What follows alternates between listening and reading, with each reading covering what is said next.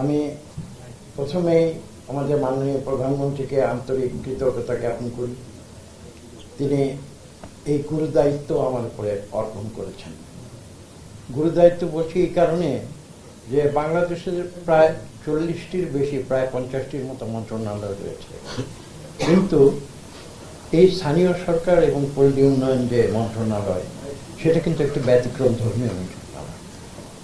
বিভিন্ন মন্ত্রণালয় বিভিন্ন কাজ করে, কিন্তু সরকারের যে মূল যে উদ্দেশ্য জনগণের সেবা করা, সেই জনগণের সেবা করার জন্য কিন্তু বাংলাদেশের 40টি বা 50টি যে মন্ত্রণালয় রয়েছে, তার মধ্যে এই একটি মন্ত্রণালয় কিন্তু অগ্রগণ্য, এবং এটি কিন্তু জনগণের সঙ্গে সরাসরি কাজ করে থাকে প্রতিদিন, বছরে 365 দিন। কেননা স্থানীয় সরকার যে গণতান্ত্রিক যে ব্যবস্থা, তার মধ্যে স্থানীয় সরকার হচ্ছে একটি গুরুত্বপূর্ণ, এবং সেই অঙ্গটি যদি সঠিক থাকে তাহলে কিন্তু পুরো দেহটি সঠিক থাকে। অর্থাৎ আমি বিশ্বাস করি যে বাংলাদেশের 50টি মন্ত্রণালয়ের মধ্যে স্থানীয় সরকার মন্ত্রণালয় যদি সঠিকভাবে কাজ করে, জনগণের সঙ্গে যে সেবা, সেই সেবা যদি সঠিকভাবে দেয়, তাহলে কিন্তু পুরো বাংলাদেশ ঠিক থাকবে, পুরো সরকার ঠিক থাকবে। এবং সেই উদ্দেশ্য নিয়ে কিন্তু আজকে আমরা এই গুরুদায়িত্ব গ্রহণ করেছি। আমাদের সঙ্গে রয়েছেন আমাদের মাননীয় প্রতিমন্ত্রী, যার প্রত্যক্ষ অভিজ্ঞতা রয়েছে স্থানীয় সরকারের কাজ করার, এবং সেই অভিজ্ঞতা নিয়ে কিন্তু তিনি আজকে এই মন্ত্রণালয়ে এসেছেন। এবং আমি বিশ্বাস করি তার সেই অভিজ্ঞতা থেকে আমিও অনেক কিছু শিখতে পারব। এবং আজকে আপনারা যারা রয়েছেন এখানে, আপনাদের প্রত্যেকের প্রতি আমার একটি মাত্র অনুরোধ, সেই অনুরোধটি হচ্ছে কারণ জানেন আপনারা আমি খোলাখুলি কথা বলি, এবং যেটা আমি সঠিক মনে করি আমি সেটাই বলি, আমি সেই হিসেবে বলছি। আমার বক্তব্যটি হচ্ছে এই যে সরকার অত্যন্ত ক্ষমতাশালী, অত্যন্ত ক্ষমতাশালী। এই ক্ষমতাটা কোথা থেকে আসে? এই ক্ষমতাটা কিন্তু জনগণের কাছ থেকে আসে। কিভাবে আসে? নির্বাচন প্রক্রিয়ার ভিতরে আসে। দেশের মানুষ যাদেরকে সর্বোচ্চ ভোট দেয়, যাদেরকে সর্বোচ্চ ভোট দিবে, তারাই কিন্তু সরকার পরিচালনা করবে, অন্য কেউ নয়। এবং আমি মাননীয় প্রধানমন্ত্রীকে কিন্তু এই কথাও বলেছি যে আপনার যে শক্তি, আপনার শক্তি এই কারণে যে বাংলাদেশের কোটি কোটি মানুষ কিন্তু আপনাকে ভোট দিয়ে আপনাকে সেই শক্তি দিয়েছে, এবং সেই শক্তির বলে বলিয়ান হয়ে কিন্তু আজকে আপনি বাংলাদেশকে নতুন করে গড়ে তুলেছেন। এবং তার রাজনীতির যে বৈশিষ্ট্য, আমি সেটা অতীতেও বলেছি, আজকে আবার বলবো, সেটা হচ্ছে যে তিনি সম্ভবত বাংলাদেশের সর্বপ্রথম তৃণমূলের রাজনীতির প্রবর্তন করেছেন। এবং কেন আমি কথাটি বলছি, এই মন্ত্রণালয়ে কিন্তু তৃণমূলের সুবিধা আছে, এবং তার সেই আদর্শ, তার যে কর্মপদ্ধতি, সেটাকে অনুসরণ করে আমরা এই মন্ত্রণালয়কে যখন জনগণের কাছে সঠিকভাবে পৌঁছে দিতে পারবো, আমাদের সেবা যখন জনগণের কাছে সঠিকভাবে পৌঁছে দিতে পারবো, আমি বিশ্বাস করি সেদিন আমরা সফল, এবং আমাদের সরকার সফল হবে, আমাদের প্রধানমন্ত্রী। আমি বক্তব্য খুব দীর্ঘ করবো না, আমি যে কথা মেসেজটা যেটা দেওয়া দরকার আমি বিশ্বাস করি সেটা আপনাদের দিয়েছি। সঙ্গে আরেকটি কথা শুধু যোগ করবো, অত্যন্ত আমি ব্যক্তিগতভাবে মনে করি অত্যন্ত গুরুত্বপূর্ণ। সরকার কিন্তু দেশের কোটি কোটি মানুষের সেবা করে, সবার সেবা করে, সবার প্রতিনিধিত্ব করে, কিন্তু তারপরেও একটি বিশেষত্ব যেটা আমার জীবনের রাজনীতির ছোট অভিজ্ঞতা থেকে আমি যেটা লক্ষ্য করেছি, সেটা হচ্ছে এই যে সরকার সব মানুষের সেবা করবে, এটা সত্যি, কিন্তু আমাদের মূল লক্ষ্য থাকবে কিন্তু সমাজের ভাগ্যাহত, দরিদ্র, যারা আন্ডার প্রিভিলেজ, তাদের আমাদের তারা হলো প্রায়োরিটি। কেননা যারা সচ্ছল ধনী সমাজে যারা থাকেন, তারা কিন্তু আসল সরকারের উপর অতটা নির্ভরশীল হওয়ার প্রয়োজন হয় না, কারণ তারা নিজের যে প্রয়োজন, নিজের যে ব্যবস্থাপনা, নিজের যে কার্যক্রম, সেগুলো কিন্তু তারা নিজেরাই পরিচালনা করতে পারে। কিন্তু যারা দরিদ্র মানুষ, দেখেন বাংলাদেশে কাগজে কলমে হিসাব করলে 40% মানুষ কিন্তু এখনো একভাবে না অন্যভাবে দারিদ্র্য সীমার নিচে বসবাস করছে। আমরা এক পর্যায়ে এটাকে অনেক নামিয়ে নিয়ে এসেছিলাম, কিন্তু আবার বিগত 17 বছরের যে অব্যবস্থাপনা, আপনারা দেখেছেন একটা ফ্যাসিবাদ সরকার, একটা অলিগার্কিক সরকার, কিভাবে সে একটু ধনী শ্রেণীকে তারা সেবা করে তারা এই দেশের দরিদ্র মানুষের অধিকার হরণ করেছিল। আজকে কিন্তু জনাব তারেক রহমান দরিদ্র মানুষের পক্ষ হয়ে নিজে কথা বলছেন। তাদের উন্নয়নের জন্য তিনি ফ্যামিলি কার্ড কথা প্রবর্তন করেছেন, তিনি কৃষক কার্ডের কথা প্রবর্তন করেছেন। কাজেই এই কথাটি আমি এই মন্ত্রণালয় শুধু নয়, আমি দেশবাসীর উদ্দেশ্যে আমি এই আজকে যে সুযোগকে আমি পেয়েছি তার মাধ্যমে বলতে চাই যে আমরা সরকার হিসেবে আমি নিজে ব্যক্তিগতভাবে বিশ্বাস করি আমার মূল যে কার্যক্রম সেটা কিন্তু আমার সেবাটা যাতে দরিদ্র মানুষের প্রয়োজনটা আমি মেটাতে পারি সেদিকে কিন্তু আমি সবসময় দৃষ্টি নিবদ্ধ করে সরকারের পক্ষ থেকে কাজ করেছি অতীতে এবং ভবিষ্যতে। এই মন্ত্রণালয়ে যেটা অ্যাপ্রোপ্রিয়েট মন্ত্রণালয় আমাকে আল্লাহর রহমতে মাননীয় প্রধানমন্ত্রী দায়িত্ব দিয়েছেন, আমি জনগণের সঙ্গে মিলেমিশে জনগণের কাতারে দাঁড়িয়ে আমাদের মাননীয় প্রতিমন্ত্রী সাহেব তার যে এই অভিজ্ঞতাটা, বিশেষ অভিজ্ঞতাটা যেটা তার আছে আমারও নাই, সেই অভিজ্ঞতা আমি তার সঙ্গে একসঙ্গে মিলেমিশে আমি এই দেশের সেবা করতে চাই। আমি বিশ্বাস করি বাংলাদেশ সৃষ্টি হয়েছিল শহীদ প্রেসিডেন্ট জিয়াউর রহমানের স্বাধীনতার আহ্বানে। সেদিন একটি কর্তব্য বিমূঢ় জাতি, তারা বুঝতে পারছিল না কোন পথে যাবে। যারা স্বাধীনতার পক্ষে শক্তি বলে যারা দাবি করেছিল তারা পালিয়ে গিয়েছিল ভীত হয়ে। শহীদ প্রেসিডেন্ট জিয়াউর রহমান কিন্তু ভীত হন, তিনি মোকাবেলা করেছিলেন সাহসিকতার সঙ্গে, মুক্তিযুদ্ধের ঘোষণা দিয়েছিলেন। শুধু তাই নয়, তিনি সম্মুখ সমরে যুদ্ধ করেছিলেন, যুদ্ধে জয়লাভ করেছিলেন এবং দেশবাসী ভালোবেসে তাকে সর্বোচ্চ মুক্তিযুদ্ধের যে খেতাব বীর উত্তম উপাধি দিয়েছিলেন। তাহলে আমরা সেই ঘরানার মানুষ, আমরা সেই যে বিশ্বাস, সেই বিশ্বাসী হয়ে আমরা কিন্তু এই রাজনীতিতে এসেছি। মাননীয় প্রতিমন্ত্রী সাহেব আমার পিতার উদাহরণ দিয়েছেন। আমার পিতাকে কিন্তু রাজনীতিতে এনেছিলেন শহীদ প্রেসিডেন্ট জিয়াউর রহমান নিজে, এবং তিনি এই বিএনপির একজন প্রতিষ্ঠাতা সদস্য ছিলেন। এবং বিএনপির আগে শহীদ প্রেসিডেন্ট জিয়াউর রহমান যে জাগদল সৃষ্টি করেছিলেন, সেই জাগদলেরও একজন প্রতিষ্ঠাতা সদস্য ছিলেন। আমি নিজেকে গর্বিত বোধ করি তার ধারাবাহিকতায় আমি দেশনেত্রী বেগম খালেদা জিয়া এবং সর্বশেষ আমাদের প্রধানমন্ত্রী যেমন তারেক রহমানের যে সরকার, সেই সরকারের সঙ্গে আমি জড়িত হতে পেরেছি এবং তিনি আমাকে এই গুরু দায়িত্ব দিয়েছেন। সেজন্য আমি মহান আল্লাহ তাআলার কাছে শুকরিয়া জ্ঞাপন করছি। আপনাদের সকলকে ধন্যবাদ। আপনারা আমার জন্য দোয়া করুন।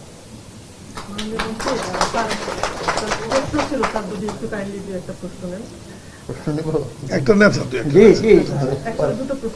জি বলুন। যে একটা দুটো না, আপনি যে কোনো প্রশ্ন করতে পারেন। মন্ত্রণালয়ের দায়িত্ব আপনি নিয়েছেন, মন্ত্রণালয়ের দিকে সবচেয়ে বড় মন্ত্রণালয়, প্রকল্পের দিক দিয়ে বড়। এই মন্ত্রণালয়ের দায়িত্ব নিয়ে আপনার রাজনৈতিক প্রজ্ঞা, অভিজ্ঞতা দিয়ে আপনার প্রায়োরিটি কি হবে? নাম্বার 1। নাম্বার 2 হলো একটা করে। আপনার প্রথম প্রশ্নের উত্তর কিন্তু আমি ইতিমধ্যে দিচ্ছি। আমার প্রায়োরিটি হচ্ছে জনগণ। দ্বিতীয় প্রশ্ন।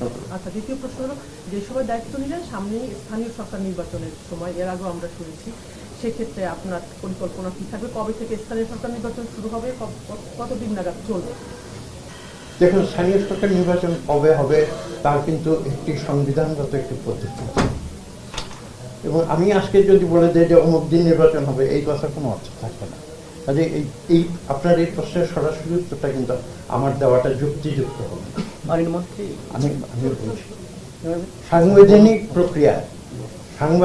প্রক্রিয়ায় সেই নিয়ম কানুন অক্ষরে অক্ষরে পালন করে ইনশাআল্লাহ বিএনপি সরকার যথাসময়ে স্থানীয় সরকার নির্বাচন।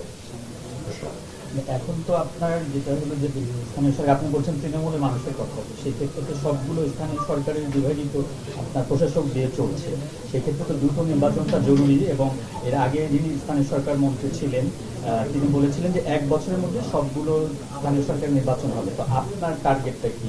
আমার কোনো আলাদা টার্গেট নেই, এটা আমার টার্গেট নয়। এটা হচ্ছে, আমি যে কথা বলেছি, এটা হচ্ছে আমাদের জনগণের সরকার। আমরা জনগণের ম্যান্ডেট নিয়ে এই সরকার গঠন করেছি এবং এটা আমাদের সরকারের টার্গেট। এবং এটা বুঝতে হবে একটি গণতান্ত্রিক প্রক্রিয়ায় এখানে দুঃখের সঙ্গে বলতে হয় যে আপনারা বিগত নির্বাচনগুলো দেখেছেন, এমনকি আমি বলবো 2008-এর নির্বাচন, 2014 নির্বাচন, 2024। আমি আট কিন্তু বিশেষ করে বলছি, 2008, 14 এবং 8, 14 এবং 18 এবং 24, এই 4টি নির্বাচন আসলে সেটা জনগণের ইচ্ছা প্রতিফলিত করে নাই।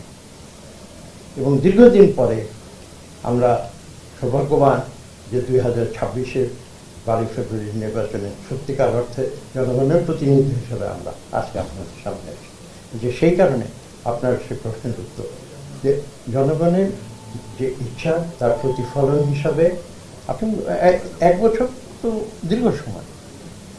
আমি বলছি যে সংবিধানের নিয়মকানুন মেনে আমাদের সরকারের যে পলিসি রয়েছে সেই পলিসি অনুযায়ী এবং জনগণের ইচ্ছার প্রতিফলন ঘটানোর জন্যই আমরা এদেশে যে কয়েকটি নির্বাচন, আপনি সিটি কর্পোরেশন বলেছেন, সিটি কর্পোরেশন নয়, এখানে বিভিন্ন স্তরে নির্বাচন রয়েছে, 5টা স্তরে এখানে নির্বাচন, প্রত্যেকটি স্তরে নির্বাচন হবে এবং সত্যিকার অর্থে জনগণের প্রতিনিধিরা সেই নির্বাচনে নির্বাচিত হোক, এটাই আমাদের। আমার একটা প্রশ্ন ছিল।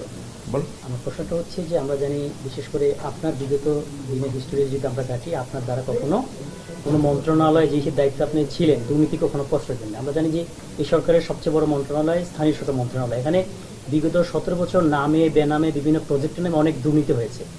এই সরকার দায়িত্ব নিয়েছে 6 মাস হয়েছে, এখন পর্যন্ত অতীতের যে দুর্নীতিগুলো বিশ্বমান সেটা যদি কোনো আওয়ামী লীগের করে থাকে অথবা তার সাথে সম্পৃক্ত যারা মন্ত্রণালয়, আমরা কোনো তৎপরতা এখন পর্যন্ত মোটা দাগে দেখতে পাইনি। আপনি আসার পর এগুলো কি কারা কারা করেছে সেগুলোকে খুঁজে বের করে শাস্তির মুখোমুখি করবেন কিনা অথবা জনগণের কাছে প্রকাশ করবেন কিনা? আপনার প্রশ্নের উত্তর দিচ্ছি। আপনারা জানেন ইংরেজিতে একটা কথা আছে, এটাকে বলে division of labour. Division of labour মানে কি,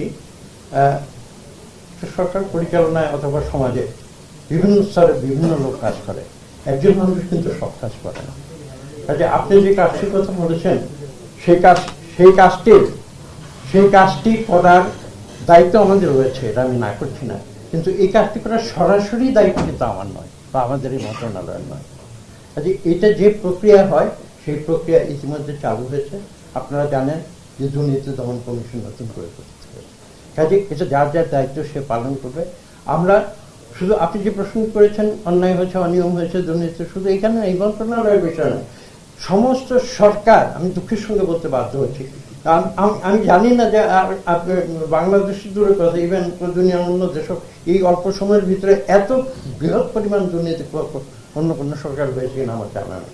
কাজে এগুলোর যথাযথ প্রক্রিয়ার যে এজেন্সিগুলো রয়েছে যার যার দায়িত্ব তারা সঠিকভাবে পালন করে, প্রত্যেককে জবাবদিহি করতে হবে। এখানে আমাদের মাননীয় প্রধানমন্ত্রী যে একটি কথা স্পষ্ট করে দিয়েছেন, আমরা প্রতিশোধের রাজনীতি করি না, কিন্তু আমরা আইনের রাজনীতি করি। কাজে আশা করি আপনার প্রশ্ন উত্তর।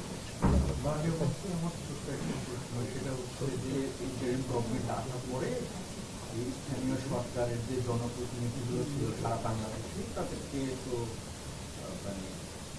ইয়ে করা হয়, তারা নাই, তো তারা তো ভোটে নির্বাচিত হয়েছিল, তারা যদি ফিরে তারা আবার দাবি করে নির্বাচিত হয়েছিলাম, তো সেক্ষেত্রে আইনি জটিলতা কি তৈরি হচ্ছে?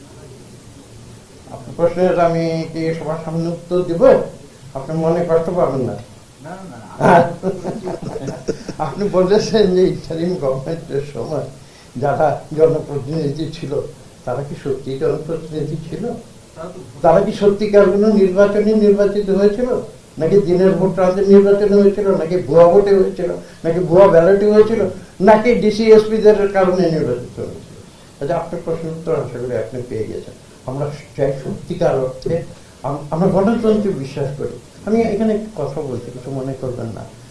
আমার মনে আছে যে যারা অতীতে সরকার চালিয়েছে, আমি তাদের নামও নিতে চাই না, তারা অনেক সময় বলতো যে বিএনপি নাকি, আমি একটা কথা খোলাখুলি করছি, আমি কিন্তু জানেন আমি যেটা বিশ্বাস করি সেটা আমি বলি, কে পছন্দ করলো কে পছন্দ না করলো আই ডোন্ট কেয়ার। বলতো যে বিএনপি জন্ম নাকি ক্যান্টনমেন্টে হয়েছিল, আমি প্রাসঙ্গিক হিসাব কথাটা বলছি। বিএনপি জন্ম ক্যান্টনমেন্টে হয়েছিল, আওয়ামী লীগের জন্ম কি ক্যান্টনমেন্টে হয়েছিল? আওয়ামী লীগের জন্ম তো ক্যান্টনমেন্টে হয়নি নাকি? তো আমি তো বিশ্ববিদ্যালয়ের শিক্ষকতা করতাম, আমার তো অনেক একসঙ্গে বিএনপি আওয়ামী লীগ মাইন্ডেড অনেক শিক্ষক ছিল, তো আমাকে তখন জিজ্ঞেস করে যে আওয়ামী লীগের জন্য তো ক্যান্টনমেন্টে হয়নি, তাহলে আওয়ামী লীগ কেন গণতন্ত্রকে হত্যা করে পার্লামেন্টের ভিতরে 11 মিনিটে এক নায়কৃত্ব কারণ? আর বিএনপি কি করেছে? যদি তর্কের খাতিরে ধরে নেই যে বিএনপির জন্ম ক্যান্টনমেন্টে, কথার কথা বলছে, সেই বিএনপি এক নায়কত্ব থেকে শহীদ প্রেসিডেন্ট জিয়াউর রহমান গণতন্ত্র ফিরিয়ে দিলেন। এর চেয়ে মানে বিস্ময়কর ঘটনা পৃথিবীর গণতন্ত্রের ইতিহাসে আর কি? যদি আপনি আশা করি উত্তর পেয়েছেন, আশা করি উত্তর পেয়েছেন। যাদেরকে আপনি বলছেন জনপ্রতিনিধি, তারা জনপ্রতিনিধি না, তারা ভুয়া নির্বাচনে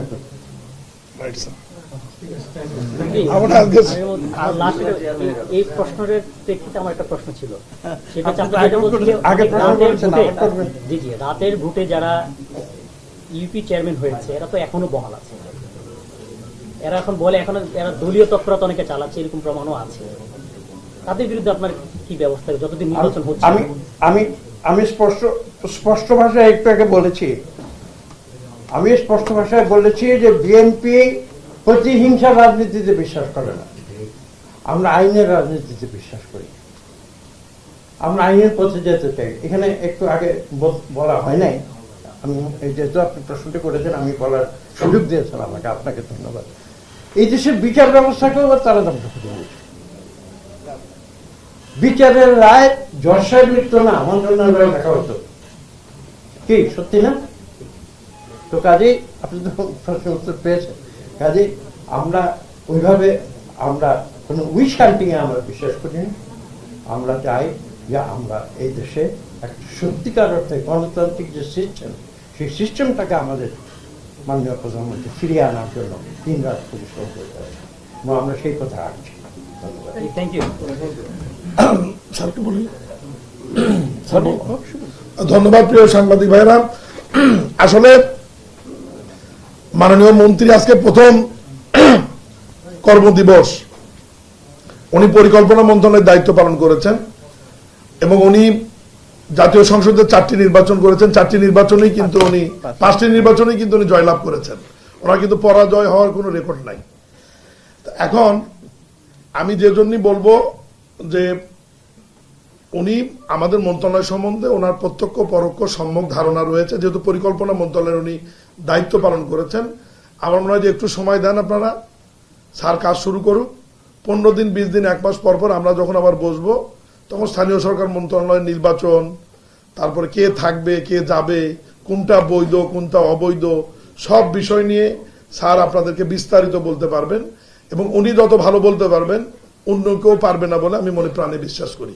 আজকে আপনারা কষ্ট করে এসছেন, প্রথম কর্মদিবসে স্যারের কথা আপনারা শুনেছেন, এবং স্যার যে কথাগুলো আপনাদের সামনে উপস্থাপন করেছে, আমার মনে হয় যে জাতির সামনে আপনারা সুন্দরভাবে উপস্থাপন করলেই বর্তমান গণপ্রজাতন্ত্রী বাংলাদেশ সরকারের মাননীয় প্রধানমন্ত্রী তারেক রহমানের সরকার এবং জনগণের সরকারের যে মেসেজ, সেটা সবার কাছে পৌঁছে যাবে।